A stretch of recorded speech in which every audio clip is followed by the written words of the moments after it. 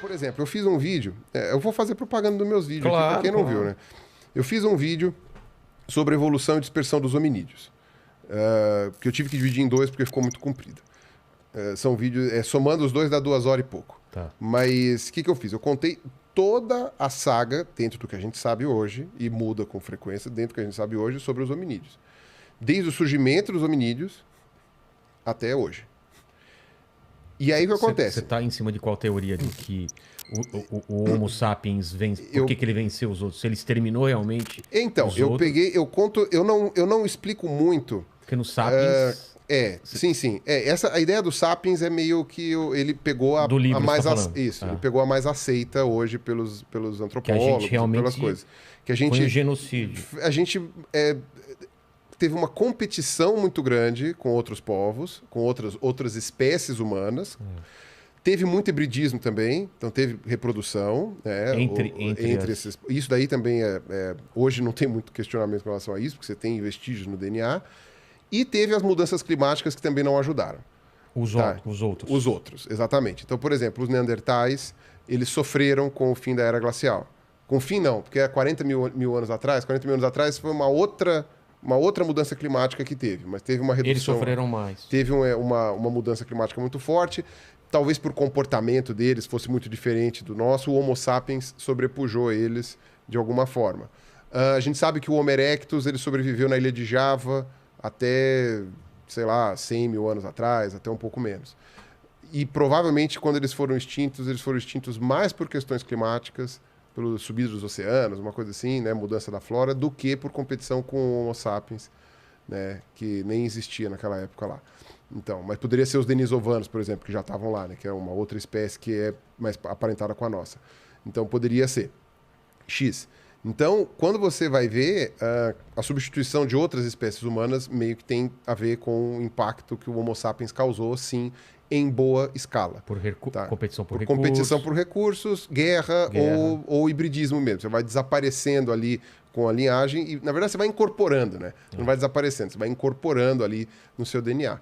Então, quando você observa esse tipo de competição, ou esse tipo de observação, é o mais plausível, é o que mostra o DNA, é o que mostram as escavações, a arqueologia e tudo mais. Mas você fala do seu vídeo. Agora, no meu vídeo, eu não entro tanto em motivos. Eu só narro processos dentro daquilo que a gente sabe. E aí eu vou, desde a origem dos hominídeos lá, entre a Europa e a Ásia, entre a Europa e a África, que foi...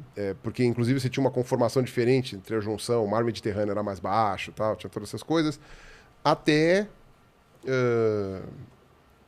tudo que a gente tem hoje, né? Então eu chego chega os humanos na Ilha Sentinela, depois chega na Austrália, depois não sei o quê, aí passa pelo Estreito de Bering, chega nas Américas, e blá, blá, blá, vou chegando não sei o quê, aí grandes navegações, aí chega, não sei o quê, os europeus chegam na América, tem a mortandade gigantesca dos indígenas, aí os europeus, aí eles trazem os africanos escravizados para cá, e blá, blá, blá, e aí vai gerando toda a coisa. Aí eu chego até os dias de hoje, e aí eu falo das populações no final, né? Eu falo a população humana, a população dos chimpanzés, a população de gorilas, tal, não sei o que são os hominídeos atuais.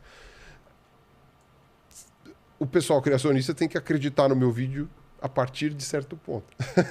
Antes disso tá errado. Né? E tipo, eu falo, em que ponto? A partir de que ponto eu tenho razão? A partir de que ponto é mentira? Né? Sendo que você tem evidências sobre isso. E as evidências para esse tipo de movimentação, elas não são apenas arqueológicas, nesse sentido, de artefatos, esqueletos e tal. Você tem evidência linguística. Você tem evidência cultural. Né? Você tem evidência genética. Você tem evidência de tudo, sabe? É muito impressionante isso daí. Sabe? Não é... Não tem algum ponto que tá faltando ainda? Ainda que você tenha alguns pontos de dúvida, você tem... o que você acha mais... por exemplo, digamos assim, eu sempre costumo de comparar a evolução, o estudo de evolução com... como é que fala? A ciência forense.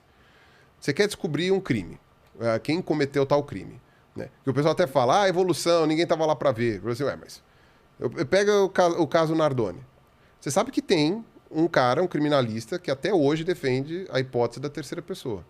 Que entrou no apartamento, matou a menina Isabela e foi embora. Caramba. Tem um criminalista, um livro, sei lá, que ele defende essa hipótese com Ontem residentes. teve aqui um perito também, o Salada, e ele falou que tem uma teoria também de uma pessoa ajudando a Elise, né? Cortar o Marco Cortar, a fatiar o marido dela. Ah, sei se é a Matsunaga, né? Pela diferença dos cortes e tal. Pode ser. Mas, enfim, agora, todas as evidências apontam que quem matou a Isabela Nardoni foi o casal. Né? Todas as evidências apontam. Porque, enfim, não tinha muito que... Assim, é tudo. Agora, tem um ou outro pontinho ali que a gente não sabe? Tem. Eu não afundei na história a ponto de poder saber detalhe, mas sei lá, da saída do elevador até entrar no apartamento, você não tem. Cara, esse buraquinho faz diferença? Se você for levar em conta? Todo o resto... Todo o resto junta, tá tudo certo. Você, não, mas a gente não sabe se ela desligou o carro com a mão direita ou com a mão esquerda. Sabe? São detalhes que na prática não vão fazer diferença. Esse cara que defende que não foi o casal Nardoni, ele vai se pegar nessas pequenas partes que você não sabe e vai dar uma interpretação diferente. E óbvio que tudo é narrativa. Você pode dar uma interpretação diferente para os fatos. Você pode pegar os dados científicos que a gente tem hoje e dar uma interpretação dizendo que a evolução é falsa. Só que você tem que dar tanto nó em pingo d'água, você tem que fazer tanto malabarismo retórico, sei lá o que, para você conseguir dizer isso, tem que ignorar. Por exemplo, essa questão das aves e dinossauros. Eu também gosto de dar esse exemplo. Há muito tempo que a gente já percebe que as aves são um grupo de dinossauro. E hoje a gente tem uma escadinha tão completinha, digamos assim, um dinossauro parecido com um velociraptor pequeno virando um pardal. Você tem uma escadinha tão completinha, por isso que eu comecei falando que tipo, tem fóssil intermediário pra caralho, e tem de linhagem, muita linhagem, que é muito difícil, você precisa ter assim uma explicação muito estrombólica, muito menos parcimoniosa, com muito mais rodeio, entendeu? É aquela brincadeira, sabe, que eu falo. Por exemplo, sei lá, você tá em Pinheiros e vai para Consolação. Ao invés de você pegar Rebouças, você dá a volta, pega a Sumaré, desce, vai até a Marginal, dá a volta. E pra que você vai fazer isso? Você pega Rebouças e vai reto, entendeu? Tem trânsito e tal. Não, onde que você vai a pé? Você vai a pé, entendeu? Pra que você vai dar toda essa volta, entendeu? Então você tem o princípio da parcimônia também que ajuda. Quem não é de São Paulo viajou aqui, né? Nessa história aqui não entendeu, mas enfim.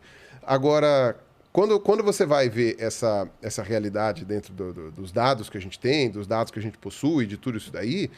O que falta não compromete o que falta não compromete, exatamente.